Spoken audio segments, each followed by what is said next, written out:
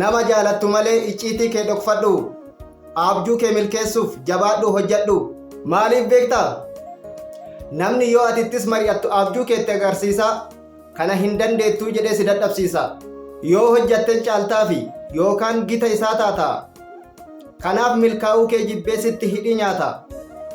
Isaa gadi akka ati taatu barbaada yeroo hundumaa. Kanaaf yoo ati hojjattu sitti illee gunguma. Gaafa ati tattaafattu bineensa sitti ta'a. Wantoota abdii kee kutachiisantu afaan isaa keessaa ba'a.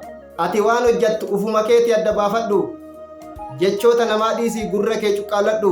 Yeroo jecha namaa dhageeffatte abdii kuttee dadhabda. Of ta'i ati gaafa of taate bilisummaa sammuu qabda.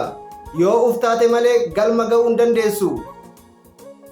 Jabaadhu dhabdus nama si jabeessu. Ofii keetii sababa baay'iftee gad of hin qabin tasumaa. Jabaadhu jabaattee hojjannaan hin milkooftaatis namuma.